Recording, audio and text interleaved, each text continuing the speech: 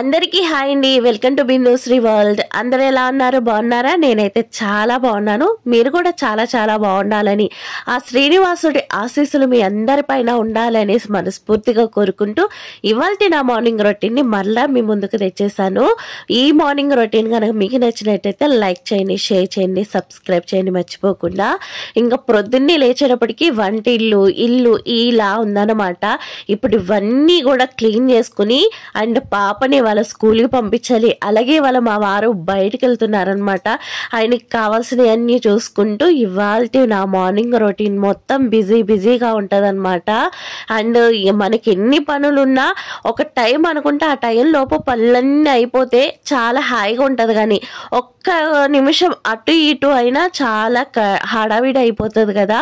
అందుకోసం అనేసి మనకి ఏమైనా పనులు ఉన్నప్పుడు మనం ముందుగా చేయాల్సిన పని ఏంటి అంటే కొంచెం త్వరగా లెగవటం. అంటే పనులు ఎక్కువ ఉన్నప్పుడు రోజువారీ కంటే కూడా ఒక అడుగు ముందుగా లెగిస్తే ఆ పనులన్నీ హడావిడి లేకుండా అయిపోతాయి అనమాట. అదే మనం కొంచెం ఆలస్యంగా లేచామనుకోండి ఒక్క పని కూడా కాదనమాట. ఇంకా అందుకని ఎప్పుడైనా నేను పనులు అన్నవి ఎక్కువగా ఉన్నప్పుడు కొంచెం అర్లీగా లెగుస్తాను. నేను పొద్దున్న అర్లీగా లెగాలి అంటే ఈవినింగ్ అర్లీగా పడుకుంటాను. అర్లీగా పడుకోవాలంటే అర్లీగా ఫుడ్ తినాలి. అర్లీగా అన్ని పనులు ఒక ముందస్తు పని గురించి ఎప్పుడైతే ఆలోచిస్తామో ఆ ముందుకుండే పని చాలా త్వరగా అయితే అయిపోతుంది అనమాట. నేను ఈ సిద్ధాంతాన్ని అయితే చాలా బాగా ఫాలో అవుతాను. మీరు కూడా ఎప్పుడైనా ఏదైనా ఒక పని చేయాలి అనుకున్నప్పుడు దానికంటే ముందు పనిని ఎలా చేయాలి అన్నది ఆలోచించారంటే ఆ తర్వాత పని చాలా ఈజీగా అయిపోతుంది. నేను చెప్పాలనుకున్నది మీకు అర్థమైందని అనుకుంటున్నాను. ఇంకా ప్రొద్దున్నే లేచి వంటిల్లు అది సదిరేసి ఇల్లు అయితే ఊడ్చుకొచ్చేసాను. మా చిన్న చూసారా నాతో పాటు లేచిపోద్ది. దానికి ఏంటో మరి. ఇంకా మా పెద్దది కూడా లేస్తే లేదు నువ్వు వెళ్ళి కాసేపు పడుకో అనేసి గసిరితే తను వెళ్ళి పడుకుంది. కానీ తిని గసిరినా సరే తిరిగేసి నన్ను తిట్టిదే రకంగానే వెళ్ళి పడుకుండేది కాదనమాట. అండ్ 16వ తారీఖు మా చిన్నదాని పుట్టినరోజు ఉంది. ఖచ్చితంగా మీ అందరూ కూడా బ్లెస్ చేయాలి. ఇది ముందు అప్లోడ్ చేస్తానో తర్వాత అప్లోడ్ చేస్తానో నాకైతే తెలియదు. కానీ 16వ తారీఖు మా పాప బర్త్డే. అండ్ ఇవాళ వచ్చేటప్పటికి షాపింగ్కి వెళ్తున్నాం అనమాట. అందుకోసం అనేసి కొంచెం త్వరగా లేచాను. అందులోనూ పాపను స్కూల్కి పంపించేశాక పాప స్కూల్ నుంచి వచ్చేలోపు వెళ్ళొచ్చేయాలనుకుంటున్నాము. మరి ఎలా అవుతుందో చూడాలన్నమాట.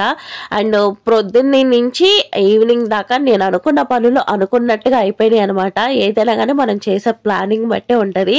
ఇంకా ఇల్లు ఊడ్చుకొచ్చేసాను, అంటలు తవ్వేసాను. ఇంకా ఈ లోపుగా ఏంటంటే స్నానం కూడా చేసి వచ్చేసాను. ఇంక ఇప్పుడు ఏంటంటే పిల్లలకి పాలైతే కాచేస్తున్నాను. ఇప్పుడు టైం అయితే అండ్ 5:30 అయిందనమాట. ఇంక ఇప్పుడైతే పిల్లలే పాలు కాచేస్తున్నాను. ఎందుకంటే మా తీర్థశ్రీ కొంచెం అర్లీగానే లేచిపోయింది అనమాట. ఇంకా సర్లే ఎలాగో లేచింది కాబట్టి పాలు ఇచ్చేస్తే ఇంకా బ్రేక్ఫాస్ట్ అనేది కొంచెం ఎక్కువగా తీసుకుంటుంది అనేసి ముందుగా అయితే పాలు ఇచ్చేస్తున్నాను అనమాట. ఇవన్నీ కూడా అంట్లవి సదరాలి. ఇప్పుడు బయటకు ఒకటి వెళ్ళాలేమో, మొత్తం అంతా హడావిడిగా ఉంది. ఇప్పుడు మా వారైతే క్యాంప్ వెళ్తున్నారు. ఆయన మధ్యాహ్నం 1 గంటకల్లా వచ్చేస్తారు. 1 గంటకు వచ్చాక మరలా మేము బయటికి వెళ్ళి పాపకి కేక్ ఆర్డర్ ఇవ్వటము, అలాగే ఆ రోజుకి కావాల్సిన స్వీట్స్ అలాగే ఫ్రూట్స్ గిఫ్ట్లు ఇవన్నీ కూడా తీసుకుని రావాలన్నమాట. ఈ వీడియో అయితే నేను 15వ తారీఖు అయితే షూట్ చేస్తున్నాను. అండ్ 16 పాప బర్త్డే. అంటే నాకు ఒక్క రోజు మాత్రమే వ్యవధి ఉంది. ఈ లోపుగా నేను ఈ పనులన్నీ చేసేసుకోవాలి. బర్త్డే డెకరేషన్ వచ్చేటప్పటికి నేను ఆన్లైన్లో పెట్టుకున్నాను అనమాట. ఆ రోజు పుట్టినరోజు నాడు మన తక్కువ ఖర్చుతోటి ఏ విధంగా గ్రాండ్గా చేసుకోవచ్చు అన్నది కూడా నేను వీడియో తీస్తానికి ట్రై చేస్తాను. నాకైతే ఆలోచన ఉంది. ఎందుకంటే నేను మొత్తం బర్త్డే అంత థీమ్ అంతా కూడా నేను ఒక 3000లో మొత్తం బర్త్డే ఫంక్షన్ అంతా అయిపోయేలాగా ప్లాన్ చేసుకున్నాను. అండ్ మీకు కూడా ఖచ్చితంగా యూస్ అవుతుంది. ఆ వీడియో కూడా నేను పోస్ట్ చేస్తాను. ఈ వీడియో చూస్తున్న వాళ్ళు ఆ వీడియోని చూడాలనుకుంటే ఖచ్చితంగా సబ్స్క్రైబ్ మాత్రం చేసుకోండి. అప్పుడే నేను ఆ వీడియో పోస్ట్ చేయగానే మీకు నోటిఫికేషన్ అన్నది వస్తుంది. రాగానే మీరు చక్కగా చూసేయచ్చు. ఇంకా పిల్లలకి పాలు కలిపేసాను. ఇంకా మా వారికి నాకు టీ పెట్టేస్తున్నాను. టీ మరిగే లోపుగా ఏంటంటే ఒక గ్లాస్ పప్పు తీసుకుని శుభ్రంగా కడిగేసుకుని వచ్చేసాను. ఇప్పుడు ఈ గ్లాస్ పప్పుకి నేను 3 టమాటాలు వేస్తున్నాను. నేను తీసుకున్నది వచ్చేటప్పటికి 50 గ్రాముల పప్పు అనమాట. 50 గ్రాముల పప్పుకి నేను 1/2 కేజీ టమాటాలు అయితే వేసుకుంటున్నాను. ఎప్పుడైనా కానీ మనం టమాటా పప్పు వండేటప్పుడు కొంచెం టమాటాలు అన్నది ఎక్కువ క్వాంటిటీలో వేసుకుంటే మనకి టమాటా పప్పు అనేది సూపర్ టేస్ట్ ఉంటుంది అనమాట. అదే తక్కువ టమాటాలు వేసుకుంటే నార్మల్ టేస్ట్ ఉంటుంది. ఒక డిఫరెంట్ టేస్ట్, ఇంకా ఎక్స్ట్రాడినరీగా ఉంది అన్న టేస్ట్ ఎంజాయ్ చేయాలంటే టమాటా పప్పుకి టమాటాలు ఎక్కువగా వేసుకోండి, చాలా బాగుంటుంది.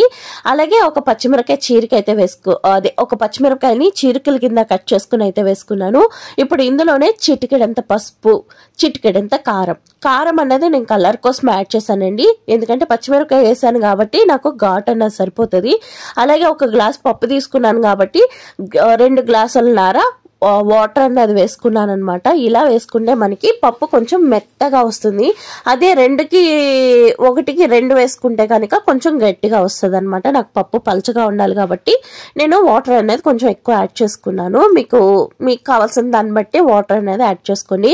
అలాగే రైస్ కూడా కడిగేసుకుని నేను పొయ్యి మీద పెట్టేసుకున్నా. ఈ లోపుగా నాకు టీ కూడా మరిగిపోయింది అనమాట. ఇంకా టీ వడగట్టేసి ఫస్ట్ మా వారికి ఇచ్చేస్తున్నాను. ఆ తర్వాత నేను కూడా తాగేస్తాను అనమాట. తాగేసాక ఇంకా తర్వాత పనులు అయితే చాలా ఉన్నాయండి. ఇవాళ బయటకు ఒకటి వెళ్ళాలి. ఇవాళ మా పాపని కూడా శనివారం కాబట్టి పాపని రెడీ చేసేది కూడా కొంచెం ఎక్కువ పని అనమాట. అండ్ ఎందుకంటే శనివారం వచ్చేటప్పుడు మా పాపకి సివిల్ డ్రెస్ కాబట్టి దాన్ని కొంచెం స్పెషల్గా రెడీ చేస్తూ ఉంటానుగా, మీ అందరికీ తెలుసు కదా. ఇవాళ ఎలాంటి హెయిర్ స్టైల్ చేశాను అన్నది కూడా చూపిస్తాను. ఇంకా మందారాలు ఇవాళ చాలా తక్కువ వచ్చినాయండి పూజకి, అంత నిండా అనిపించలేదు. నాకు పువ్వులన్నీ కూడా బాగా అలంకారం చేస్తేనే ఆ పూజ చేసిన ఫీల్ అయితే వస్తుంది. కాకపోతే పువ్వులు ఇవాళ చాలా తక్కువ ఉన్నాయి. స్వామివారు ఏదో వెల్దిగా ఉన్నట్టు అనిపించింది. మీకు అలాగే అనిపించారా అన్నది ఖచ్చితంగా కామెంట్ చేయండి.